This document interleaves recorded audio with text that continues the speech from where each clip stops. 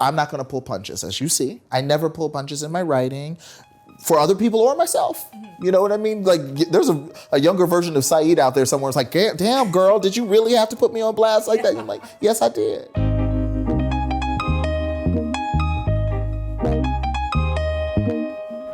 Saeed Jones is a former BuzzFeed LGBT editor and author of the award-winning poetry book Prelude to Bruise. His memoir, How We Fight for Our Lives, is about growing up as a gay black man in Texas and navigating his relationships with his family, partners, and his own identity. I sat down with Jones to talk about the memoir, writing about trauma, and how we can all fight for our lives. You have this great line, another great line, that says, if America was going to hate me for being black and gay, then I might as well make a weapon of myself. And I think there's a lot to be said for how we use our bodies and our identities as weapons today. And our art. And our hearts. And how do you think we can weaponize ourselves for good, for change, for love, and against what? Right. I mean, I definitely think my writing is weaponized, you know, or rather, you know, I think of my writing, I guess, as a kind of tool. You know, I think, you know, at that point in the book, I mean, I was, I don't know, 21, 22, which is to say a mess, and was so unhappy. The context that I observed, I was right about that, but my response was really still rooted in toxic masculinity, you know, and I think it's important for gay men, for queer people, to think about those moments or those spaces in which we find ourselves inadvertently leaning on, you know, these traditional toxic structures for strength.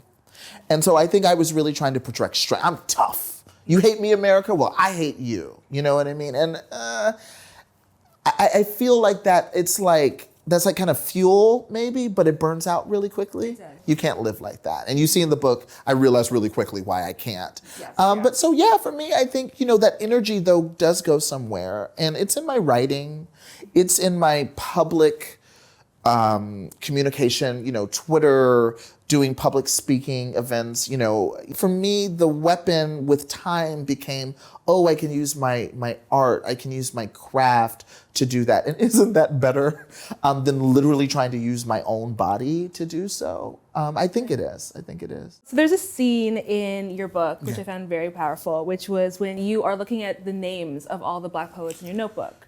And you get emotional, and you basically say that you know, these poets have either died of something tragic, AIDS, poverty, something tragic. And then you think about your own experience, and you say something that really like gave me goosebumps, which was that, you know, black boys, they never really get away from death. They just have more time. They can buy themselves more time, more poems, more breath. And I found that to be one of the most hard-hitting themes in the book.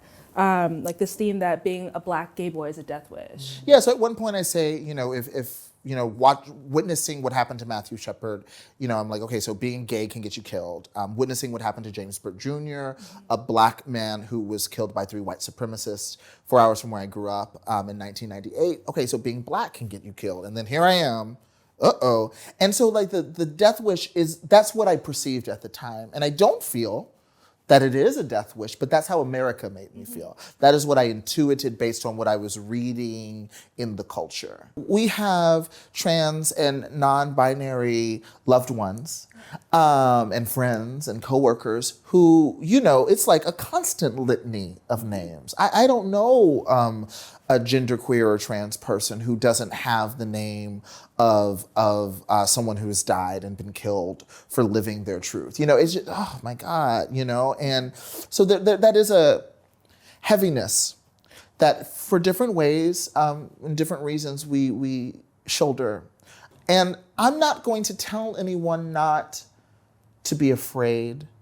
I'm not going to tell anyone that, you know, stakes aren't high, because they are. That's a fact.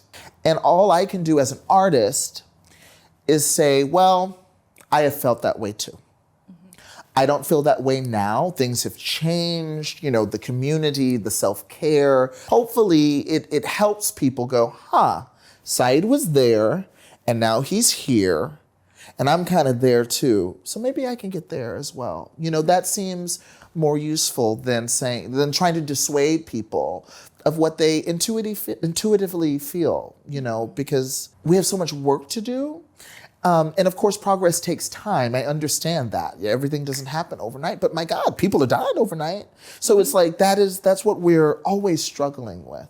I want to talk a bit about like healing, and healing is it's a non-linear process. Totally. And I feel like when you write memoir, it's even more so a non-linear process because you are, and I think you mentioned it later on in the book when you're talking about Daniel, but you write characters, you write scenarios to get over them, to control them, to resolve them. Right. But then when you actually write memoir, all of this stuff comes back to the surface, right? So did you feel like you had like, any support around you to deal with it? Like, what did you do for self-care while you were writing? Yeah. That's a great question. I mean, often I would travel. I would say about half of the book I wrote outside of New York City where I was living at the time. I actually came here. And I came here and I wrote the coming out chapter my freshman year. That I actually wrote in Queen West, that neighborhood here. So I would travel a lot and find places where I could get away from the noise of New York City and spend time with myself. And then, I don't know, my friends were very supportive.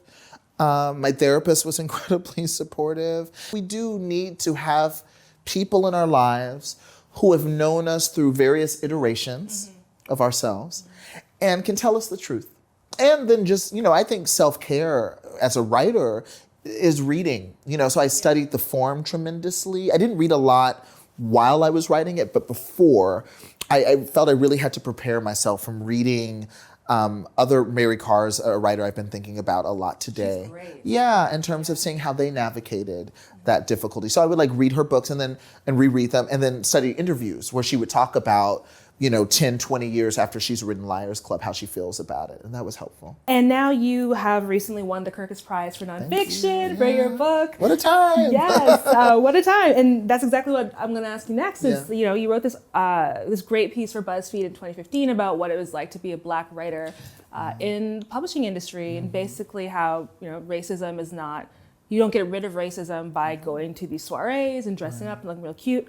And so now it's been about 4 years since that article was published and you have 2 books under your belt. So do you feel like the publishing industry has genuinely made room for writers like us? Not really.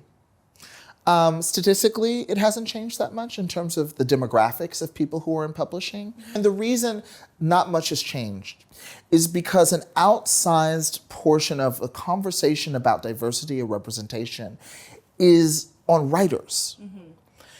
It took me 10 years basically to write this book. None of us can single-handedly diversify the industry if we're depending on writers because we move at the pace we do.